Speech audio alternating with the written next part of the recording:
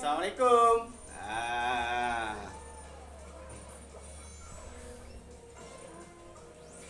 Okey, Assalamualaikum. Selamat pagi, saya Asfar bin Azman, founder kepada Krabby K Batik. Kepakaran kami adalah membantu mereka di luar sana yang tiada masa ataupun buntu nak menyediakan dessert bagi menambah hati orang tersayang. Dengan hanya sekali suap, pasti akan senyum sampai ke telinga. Okey, jap. Siapa buat tu? Okey. Tajuk hari ni agak keras sebab kalau kita tengok semalam kerajaan dah mula longgarkan ada beberapa kawasan. Ya je. So ya kejap. Okey. Kalau kita tengok semalam pun saya ada sentuh pasal kes orang bunuh diri. Kejap. Bukan ni. Kita ada tengok, saya nak sentuh pasal kes orang bunuh diri. Ni adalah salah satu orang kata bagi orang Islam benda tu haram. Jalan singkat kita nak lari daripada masalah, kita sabotah diri, kita bunuh diri.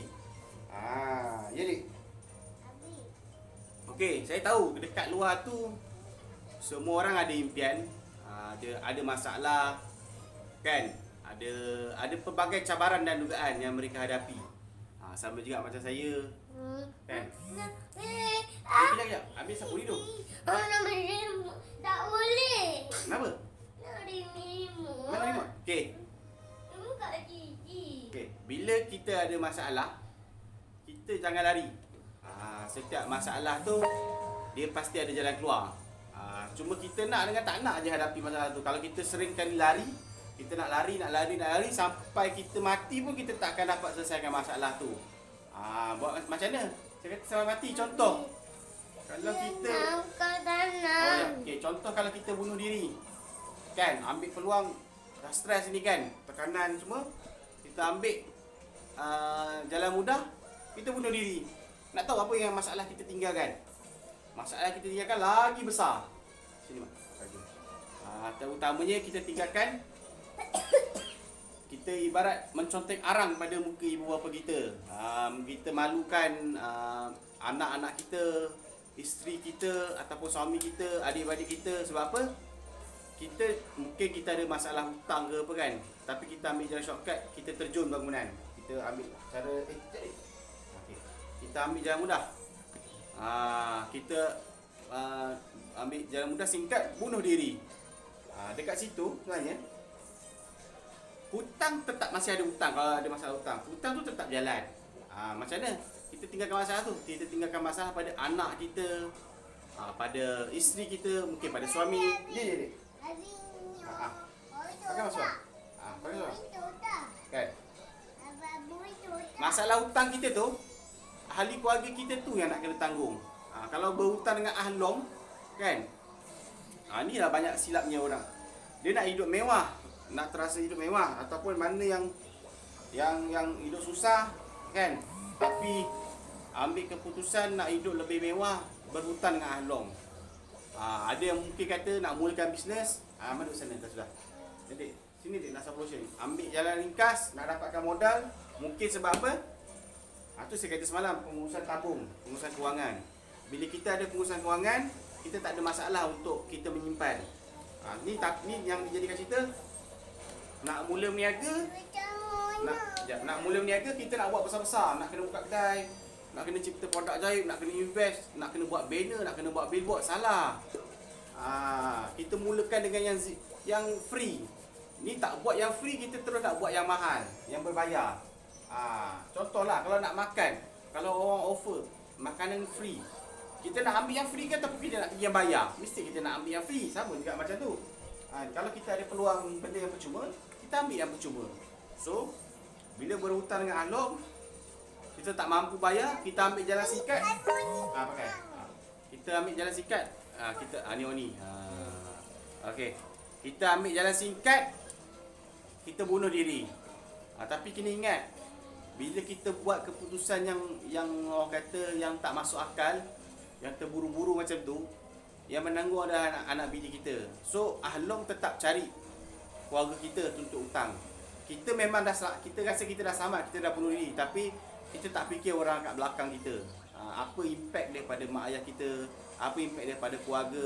Banyak kesan daripada, terutama kalau ada anak masih kecil kan. Bila Ahlong datang ke tok rumah kan, datang simbah cat, anak-anak kita ni yang masih membesar ni akan terkejut. So dia akan tanam dalam pemikiran dia, yang bapak aku ni dulu jahat. Kita tak nak macam tu. Ataupun mak kita pun ni jahat, menyusahkan orang, menyusahkan keluarga. Pandai hutang tak pandai bayar, ambil langkah bunuh diri. Sini adik, sikit rambut. Adik baju siapa ni? Baju Amar ni. Tak apa. Kan? So dekat situ sedikit sebanyak kita beri kesan pada keluarga kita. Bukan sikit banyak, memang banyak kita bagi kesan. So adakah cara kita ambil ikhlas bunuh diri tu cara paling mudah? Tak, salah.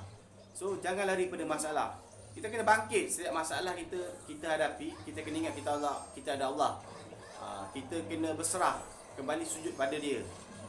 Bukannya masa kita senang kita tak ingat dia, bila kita susah baru kita nak ingat dia. Kena sentiasa beringat. Tak kisah senang atau susah.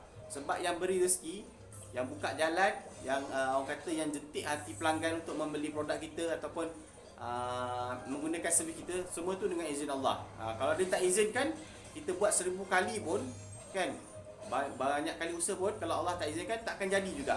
So bila dah berjaya, pesan saya, bila siapa yang dah berjaya kan, dah orang kata dah kaya, jangan lupa kita bantu lebih ramai orang.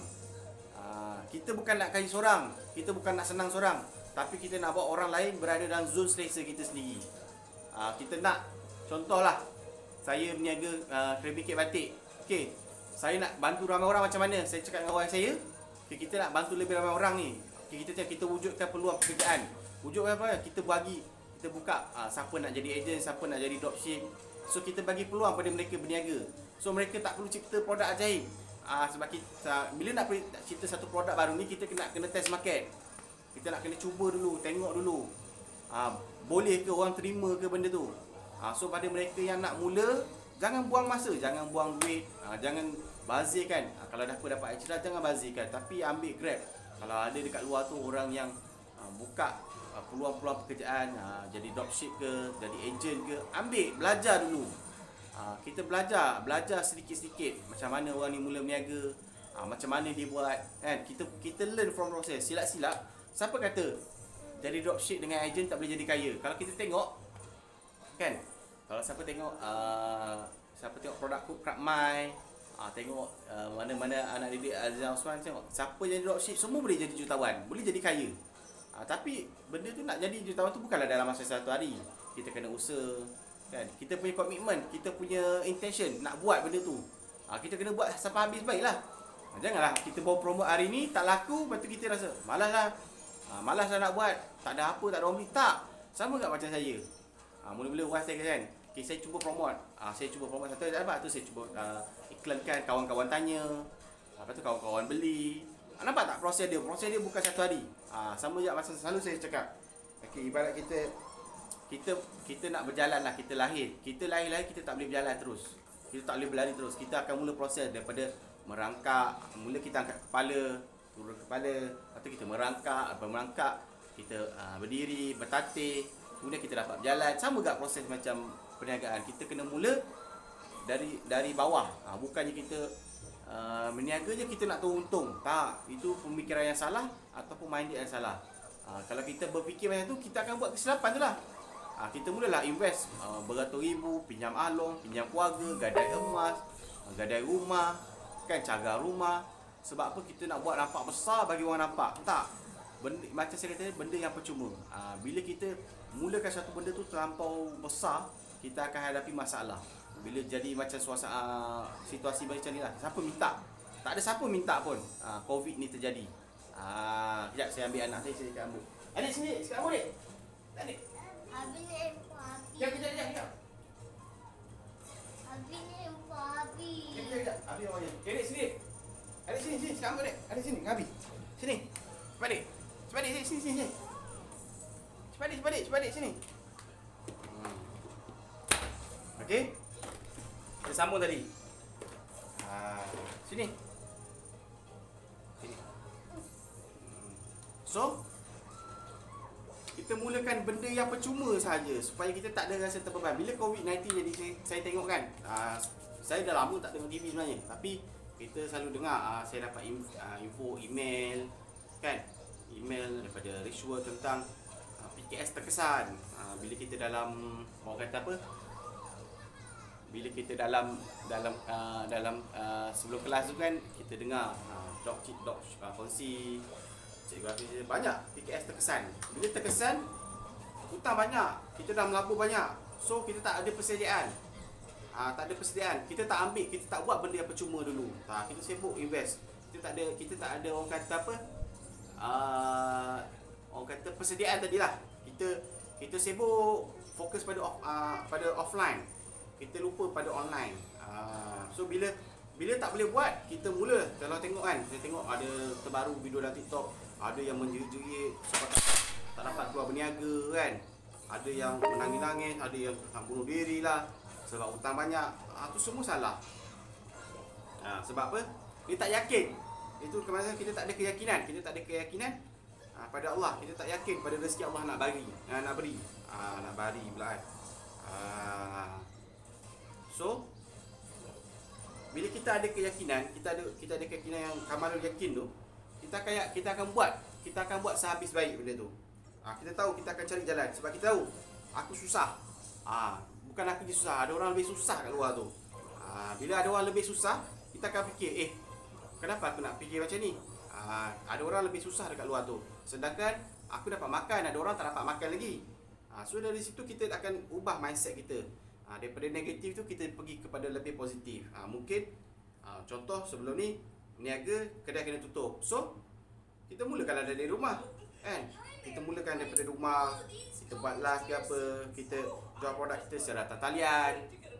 Tak semestinya nak berniaga kena buka kedai.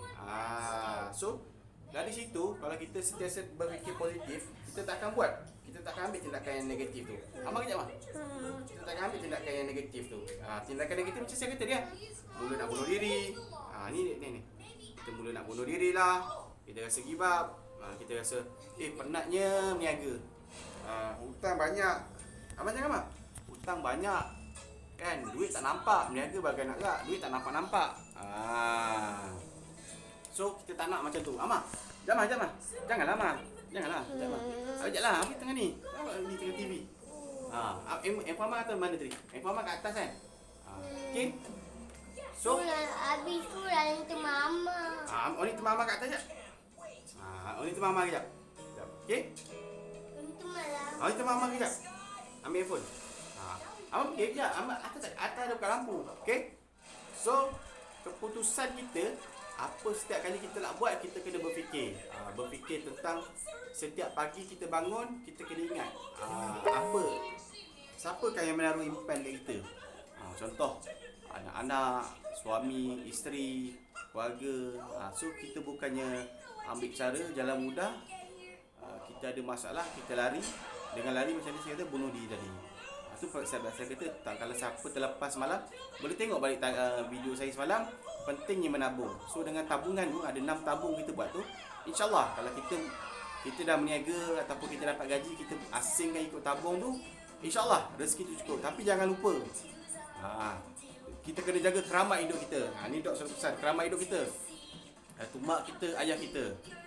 Lagi banyak kita memberi, lagi banyak kita dapat, InsyaAllah. Jangan kita rasa kita dah untung kan, kita lupa pada mak ayah, kita lupa pada adik-adik kita kan.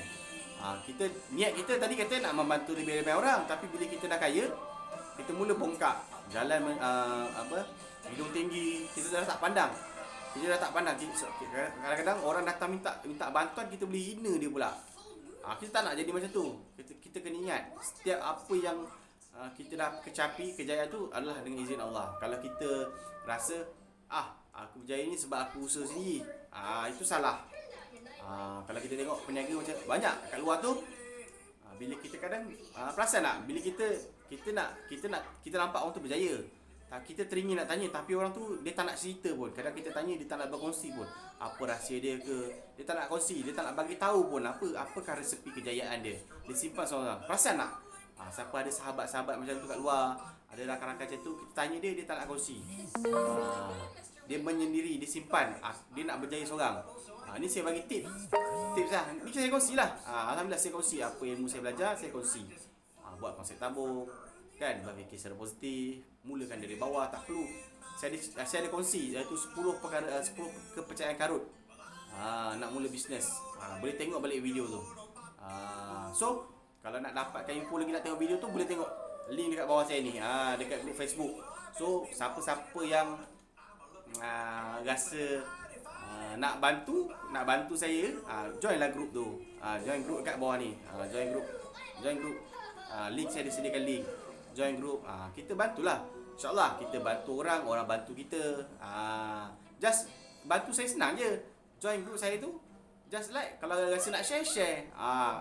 Kita bantu orang macam ni, Allah bantu kita lebih banyak. Kita buka rezeki orang, Allah buka rezeki kita. Tak semestinya kita nak bersedekah ataupun nak bantu orang tu dari sisi RM1. Tak. Kita buka jalan rezeki orang buka rezeki jalan. Okey?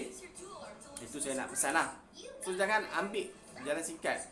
Pada mereka yang nak mula berniaga, yang baru cuba-cuba berjinak nak berniaga, baru berfikir-fikir nak buat apa, jangan buang masa. Gunakan apa ada di tangan. Kalau rasa produk kita tu kita pernah buat sebelum ni, rasa kita pernah test market, teruskan.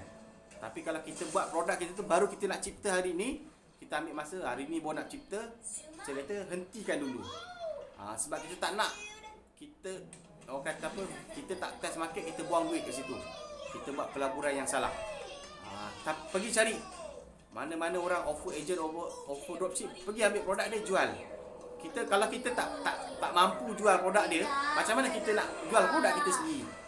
Kalau kita belum mampu nak jual produk orang tu dua buah sehari, belum tentu kita berjaya jual produk kita. So kita belajar, kita tengok macam mana orang buat berniaga, macam mana orang jual produk. Kita cuba dulu jual produk orang, insya-Allah dari situ kita akan belajar. Tapi jangan lupa upgrade diri dengan ilmu. So saya niat saya dengan Iwan, saya nak bantu lebih ramai orang. Siapa yang nak mula berniaga ataupun baru cuba-cuba kan nak cipta produk ajaib, jangan, saya tak syorkan. InsyaAllah kami ada buka pada mereka yang di luar sana, siapa nak jadi ejen kami, nak jadi dropship, InsyaAllah kami pintu Krabi Cake Batik ni sentiasa terbuka. Boleh hubungi saya, boleh hubungi Wan. Boleh tengok dekat page saya, tengok kat grup ada link WhatsApp link. Boleh kalau malu nak tanya kan, malu ni call WhatsApp personal, tanya, kita terangkan one by one. Alhamdulillah. Kalau dengan sebab saya kata Wan, saya niat kita nak bantu ramai orang. Alhamdulillah ada satu ejen kita ni, alhamdulillah kita dah bantu dia kan. Kita ajar dia tips, kita bagi dia tips. Ejen apa kita bagi tahu. Kita dalam doa kami, saya dengan Wan tak pernah putus. Kita doakan setiap ejen dan dropship dimurahkan rezeki. Itu saja hari ni. Ini ni saya semalam saya tak ikat rambut dia. Tengok hari ni saya ikat rambut dia. Berjaya. Ni usaha. Ni pun usaha juga kan. Wah, saya kata kenapa nak sikat rambut anak? Saya kata tak pandai. Tapi saya cuba. Alhamdulillah hari ni jadi. Okey. So saya doakan yang di luar sana yang mana terkesan, teruskan berusaha bangkit daripada tempat rasa untuk buat satu tindakan yang luar biasa. Okey. Assalamualaikum.